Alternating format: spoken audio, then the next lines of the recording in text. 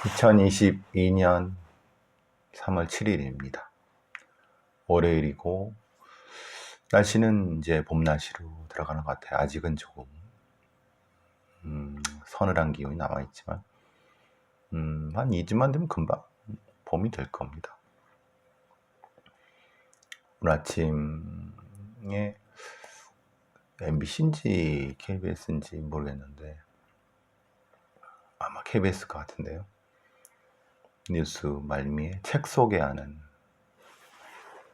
코너가 있어갖고 뭐 눈 감은 채 듣기만 했는데 눈이 확 뜨여지더라고요. 내용은 이겁니다. 잭 더 리퍼. 잭 더 리퍼 사건은 여러분 많이 아실 겁니다. 근데 그거보다 더 정확한 표현은 화이트 채플 연쇄살인 사건 뭐 이렇게 표현하는 게 더 낫겠죠. 1888년 8월 31일 영국의 이스트엔드에서 발생한 5건의 하여튼 5건 이상일 수도 있고 연쇄살인 사건, 그것도 잔혹하게 이 흉기 칼로 상당히 잔혹하게 훼손된 살인 사건. 그 사건의 범인은 DNA 검사를 통해서 대충 누구인 것 정도는 아마 밝혀진 것 같습니다. 대략적으로. 근데 이제 정확한 건 아니지만요. 근데 사실 제가 이 책에 눈을 확 뜨게 된 거는 우리는 연쇄살인 사건이라든가 이런 연쇄강간 사건이라든가 연쇄방화 사건, 특히 연쇄살인 연쇄강간 사건 같은 경우 범죄자에 주목하는 경향이 있습니다. 당연하게도 범죄학 혹은 범죄심리학의 주요한 어떤 주제, 문제 제기들이 왜 범죄를 저지르는가, 저들은에 대한 부분이겠죠. 선과 악, 악마, 범죄자, 범인, 크리미널 얘기죠. 그런데 범죄학의 다른 영역에서는 보통 사람들은 왜 범죄를 저지르지 않는가? 라는 질문을 현대의 범죄학에서는 더 많이 합니다. 물론 그 반대쪽도 있죠.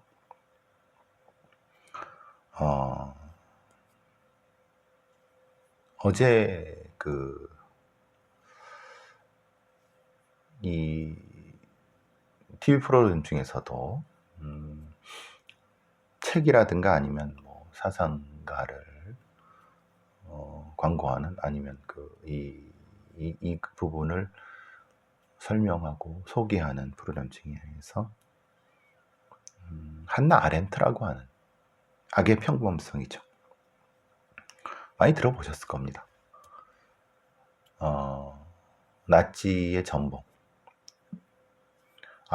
아돌프 아이히만이라고 하는 전범이 있는데 이 사람은 충실한 관료였습니다. 충실한 관료였는데 그 충실한 관료라고 하는 것이 나치 정권의 관료였죠. 그 사람은 개인적으로는 전혀 악하지 않습니다. 그런데 그는 인류의 범죄인 유대인 홀로코스트 제노사이드를 저지른 거기 아주 큰 역할을 했죠. 우리가 말하는 악의 평범성, 한나 아렌트라고 하는 흔히 말하는 뉘른베르크 전범 재판을 실제로 보고 이 책을 쓴 거죠. 악의 평범성이라고 하는 거죠. 악마라는 건 딱히 얼굴이 뿔이 나고 머리에 뿔이 나고 그럴까? 우리가 그렇게 생각하는 것이 아닐까? 오히려 머리에 뿔이 나고 뭔가 이렇게 이상한 행동을 하고 그런 것이 악마라고 생각하도록 만드는 어떤 것이 아닐까? 실제의 진짜 악마들은 푸틴, 히틀러는 미술학도였습니다. 아주 순수 나르시스트였죠. 우리가 생각하는 범죄, 악 이런 것에 대해서 상당히 많이 고민. 우리 아이들한테, 자라는 아이들한테 이 한나 아렌트의 악의 평범성이라는 책은 굉장히 큰 인사이트를 줄 수 있을 것 같다는 생각을 해봤습니다. 그리고 우리가 생각하는 시스템이라든가 민주주의, 그리고 사회적인 시스템, 선과 악, 처벌 이런 것들, 철학, 그리고 어떤 것에 대한 문제 제기, 물론 한나 아렌트는 전체주의에 대한 얘기를 주로 했죠. 자, 다시 돌아가서 제가 지속적으로 많은 문제 제기를 하고 있습니다. 아니, 지속적으로 작은 문제 제기를 하고 있죠. 그 중에 하나의 핵심적인 부분은 연쇄살인범, 아니면 혹은 연쇄강간범, 혹은 범죄자한테 서사를 주지 마라. 제가 재현윤리라고 하는 잡지에 기고한 것. 근데 많은 사람들, 또 수사, 사법 시스템에 있는 사람들, 그리고 그 시스템에서 돈이 되고 주목하려고 하는 거는 결국은 장사미사, 별거 아닌, 그들이 보기에 별거 아닌 평범한 피해자가 아니라 뭔가 있을 것 같은, 뭔가 큰 트라우마를 가지고 있는, 아니면 있을 것 같은 괴물 같은 연쇄살인범을 더 확대 재생산해서 더 많은 클릭, 구독, 주목, 그리고 그것을 잡은 자신에 대한 어떤 사회적 성공, 그러니까 흔히 연쇄살인범을 잡은 경찰 시스템, 아니면 어떤 특별한 누구, 그러니까 연쇄살인범 누구를 이렇게 다뤄본 누구라고 하는 그런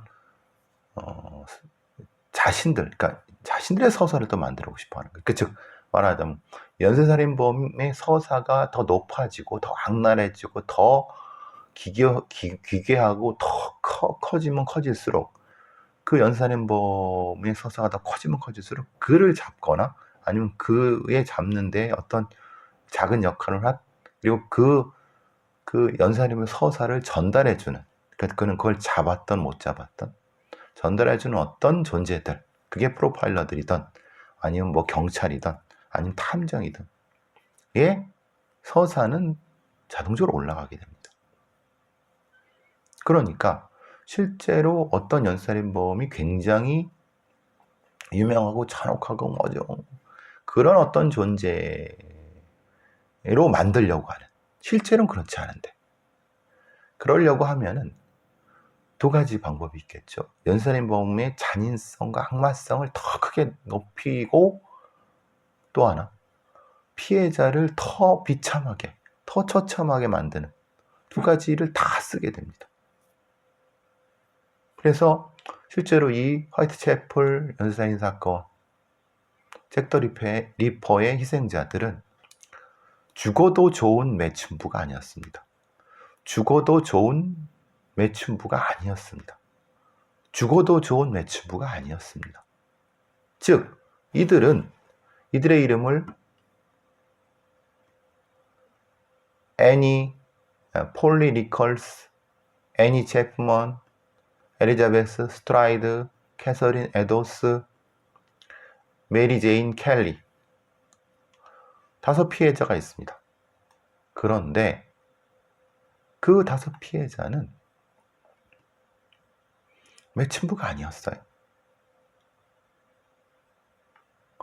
그들을 하나씩 하면은 그들은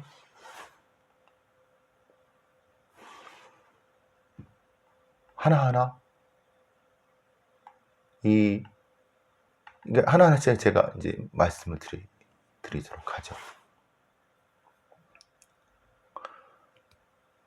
폴리는 인쇄기계공 윌리엄 니컬스의 아내였습니다. 애니는 마부 존 체프먼의 과부였습니다. 엘리자베스는 목수 존 토머스의 과부였습니다. 캐서린은 그냥 독신 여성이었습니다. 5명 중에 1명 유일하게 성매매에 종사했던 사람은 메리 제인 뿐이었습니다. 다른 4명, 그 중에 셋을 외친부라고 할 어떤 근거도 없이 증거도 없었음에도 불구하고 이들을 당시 언론이라든가 아니면 그 뒤에 많은 사람들은 외친부라고 불렀습니다.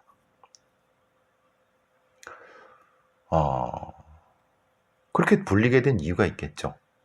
왜?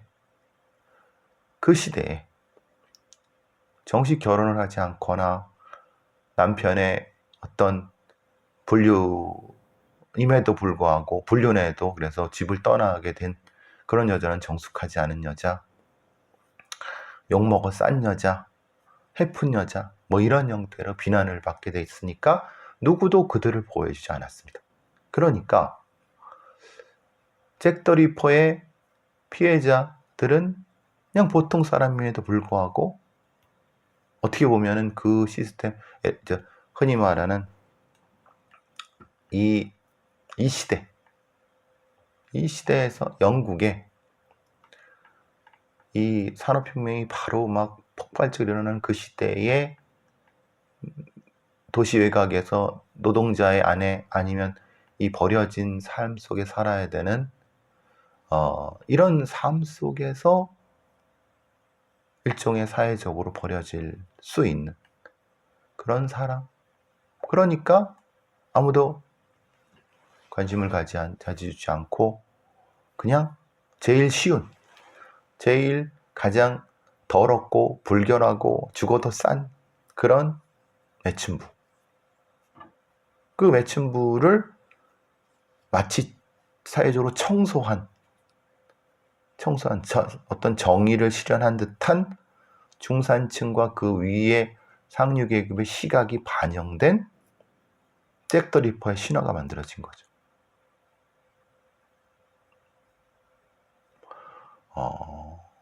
매우 정의롭지 않습니다. 물론 영국에서도 그렇고 많은 나라에서도 잭 더 리퍼의 희생자들이 그러지 않다. 매춘부가 아니다. 가장 평범하고 가장 소외된 사람, 가장 소외된 것도 아니지 그냥 평범한 어떤 사람이었는데 어떤 이유 때문에 사회적으로 급격하게 사회 체제가 변하는 과정 속에서 체제 바깥으로 튕겨칠 수밖에 없었던 빈민 여성의 처참한 삶, 그 속에서 영국 가부장제의 구조적인 위기 속에서 만들어진 일종의 과부, 뭐라고 부르던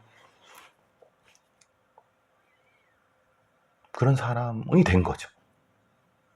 지저분하고 더럽고 죽어도 싼 철저하게 그냥 처참하게 칼로 찢어 발겨져서 또 싼 그런 여자들이 된 거예요. 사실 가장 위험한 겁니다. 우리가 연쇄살인범의 서사를 부여하면 안 된다라고 제가 계속 말씀드린 것도 연쇄살인범 자체의 서사가 이렇게 되죠. 어렸을 때 학대를 받고 지지도 그냥 어려운 환경에서 자라서 이 성적 추행이라든가 옆집 남자한테 강간을 당하거나 상당히 배고픔에 이겨서 그것 때문에 이렇게 상당히 힘든 삶을 살았고 그래서 어떤 범죄를 저질렀다. 근데 그게 연살인범. 그런데 실제로 이춘재건 정남규건 유영철이건 아시다시피 이춘재는 그 지역에서 수십마지기에 농사를 짓던 분홍이었습니다. 정남규가 유영철이 가난하고 아주 못 배워갖고 이렇게 이영철과 정남규와 저랑 나이가 비슷할 겁니다. 아마 비교하면 걔네들보다 제가 더 가난했습니다. 우리 집이. 저희 집은 오랫동안 저도 장사를 했고 장돌뱅이로, 아버지는 고물 장사를 했습니다. 그러면은 그 논리대로라면 저도 연세대반사범이 되어야 되겠네요. 저랑 같이 초등학교, 국민학교, 중학교, 고등학교 다닌 많은 아이들이 있습니다. 시골에서 지지리도 못 살고 배고프고 술주정뱅이 아버지에 집 나간 어머니부터 시작해서 별별, 그들이 모두 살인자가 됐습니까? 아닙니다. 오히려 이영철, 정남규 같은 애들은요, 그나마 나은 애들입니다. 환경이 우리 시대에서.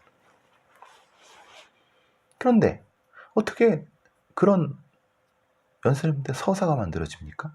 실제로 이영철과 정남규의 가정조사 아니면 정확한 심조사를 했습니까? 전 모르겠습니다. 했으면 했겠죠. 그러나 적어도 심조사라든가 아니면 뭔가 이 가정조사를 적어도 그들이 떠들어대는, 그러니까 그 연쇄살인범이 스스로 떠들어대는 그런 어떤 사회적인 어떤 뭐 빈곤함 이런 것들은 개소리입니다.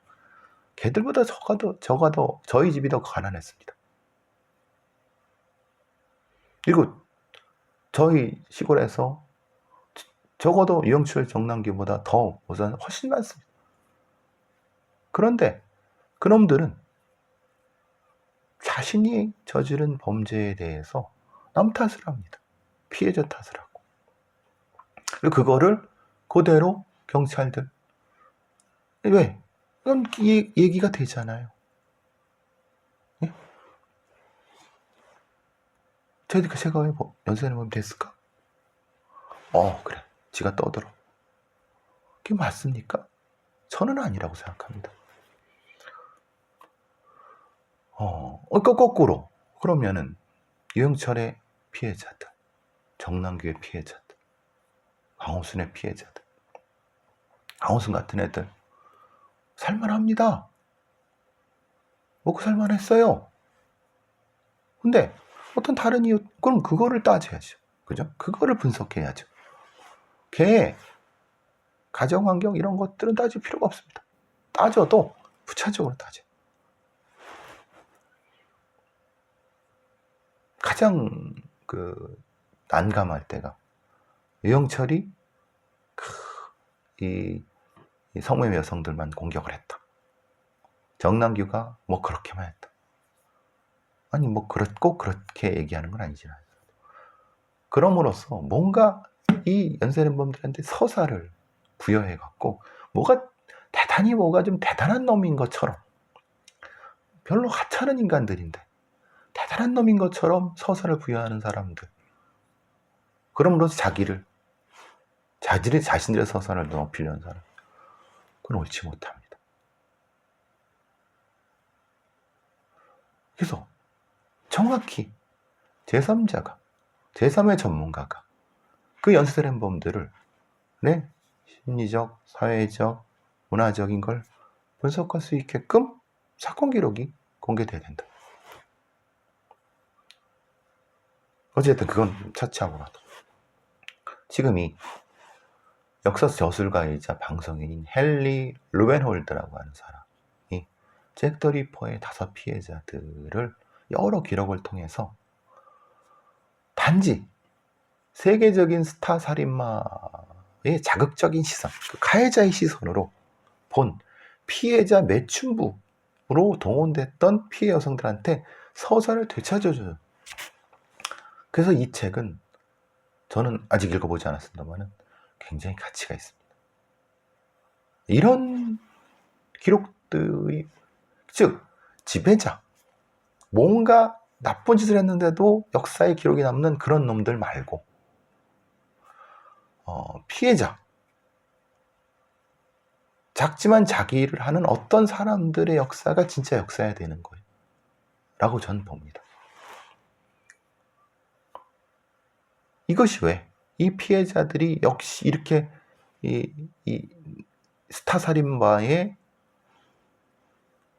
어떤 자극적인 시선으로 피해자, 매춘부화, 피해자화 됐는가라고 하는 것은 결국은 130년 넘게 유구하게 나온 여성 혐오 문화, 가부장제, 극단적 빈민 여성에 대한 혐오, 이런 것들이 결국은 이런 잭 더 리퍼의 매춘부 5 피해자라는 신화를 만들어낸 겁니다. 저는 사실 우리나라의 연쇄살인범의 피해자들이 그렇게 취급받는 거에 대해서 매우 분노합니다. 제대로 된 피해자 분석을 했습니까? 제대로 된 피해자 분석을 하려면 제대로 된 사건 분석이 어야 되죠. 제대로 된 사건 분석을 통해서 가해자 분석이 돼야 되는 거죠. 여러분은 연쇄살인범한테 신화를 갖지 마십시오. 그들은 그냥 찌질한 놈들입니다. 다만 여러 가지 언론이라든가 아니면은 뭔가 자신들의 서사를 갖고 싶은 사람들이 연쇄살인범의 서사를 만들어냈을 수도 있는 겁니다. 물론 그렇지 않고 원래 또 아주 정교하고 잔혹한 형태의 연쇄살인범도 있을 수 있습니다. 근데 모든 연쇄살인범이 모두 서사를 부여받을 만큼의 되게 추앙받 이런 놈들이 아니라는 거예요. 이런 일반성을 만들어내는 것 자체가 그놈들한테 서사를 부여하는 거예요. 그것이 결국은 극단적인 일배 문화라든가 아니면 혐오 문화 이런 거 연결돼 갖고 이런 연쇄살인범, 연쇄강간범들을 추앙하고 그들을 신격화하고 그 신격화하고 추앙하는 걸 또 소비해 갖고 방송이나 이런 데 써먹고 클릭 장사하고 시청률 장사해서 피해자들을 모욕하고 사회를 모욕하고 혐오 문화를 또 양산하는 이런 엉망 상태가 되는 겁니다.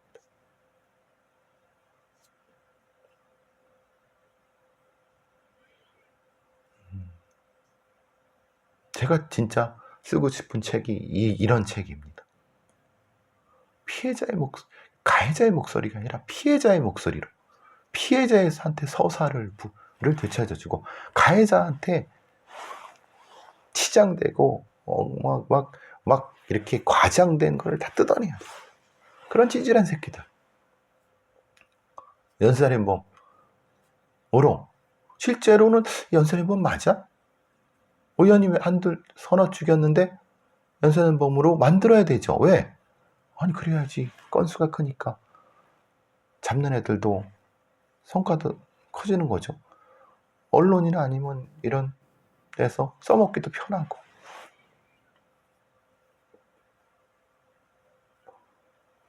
저는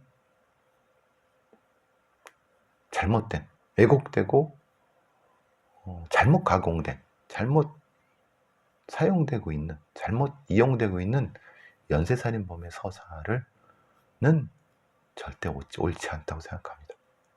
그건 스스로도 그렇고 이것은 이 사회에 전혀 도움이 되지 않습니다. 물론 책 팔아먹고 방송 시청률 높이고 이런 게 좋겠죠. 아니면 뭔가 대단히 뭐가 있는 것처럼.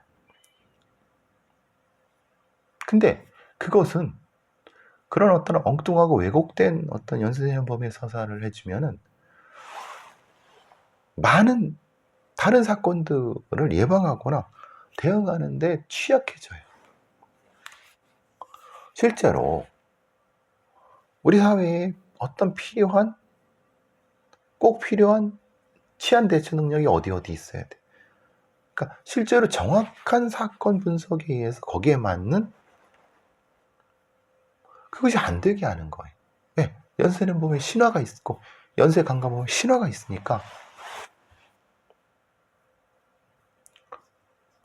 제가 늘 그래서 말씀드려요. 실제로 살인범도 살인사건은 많지 않다. 진짜 우리나라 필요한 거는 사기사건 전담부서, 성범죄 전담부서, 예방, 추적, 탈주범 폭력범, 스토킹 이런 것들. 그게 더 중요하다. 훨씬 더 수사사법 시스템의 전환, 피해자 중심. 그게 뭔지를 우리 수사사법기관들이 꼭 알아야 된다는 거예요. 이 책을 꼭 읽어봤으면 좋겠습니다. 많은 분들이. 더 5입니다. 더 5. 헨리 루벤홀드. 더 5. 5분.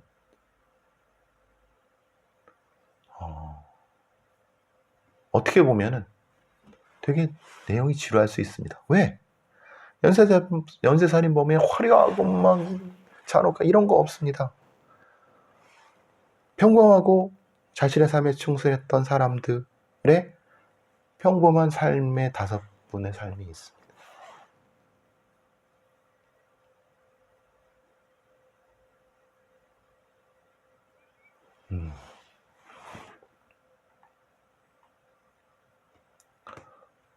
잭 더 리퍼 사건의 핵심은 한 살인자의 지독하고 지속적인 여성 혐오. 이건 저자의 말입니다. 매춘부 연쇄살인마에 대한 우리 문화의 집착은 그 자체가 그 살인자의 여성 혐오를 정상적으로 만드는데 일조할 뿐이라고 합니다. 저자의 정확한 지적입니다. 제가 10년, 20년 넘게 주장해 온 바이기도 합니다. 다시 말씀드리겠습니다. 잭 더 리퍼 사건의 핵심은 한 살인자의 지독하고 지속적인 여성 혐오이며 매춘부 연쇄살인마에 대한 우리 문화의 집착. 여기는 영국 문화지만 사실은 대한민국의 문화. 더 적확합니다. 바로 그 살인자의 여성 혐오를 매우 정상적인 것으로 만드는데 일조할 뿐입니다. 연쇄살인범의 서사를 부여하지 마십시오. 연쇄살인범만 찌질한 새끼들 왜 서사를 부여합니까? 저자의 말처럼 오직 이 피해자, 이 사람들의 삶을 되살림으로써 잭 더 리퍼와 그가 상징하는 것들을 침묵시킬 수 있습니다.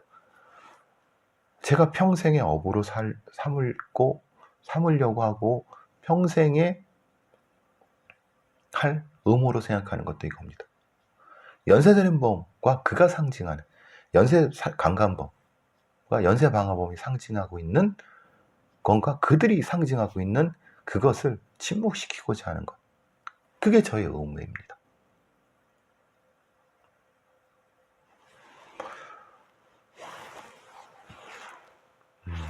얘기가 좀 길어졌네요. 첫 번째 여기서 마치도록 하겠습니다.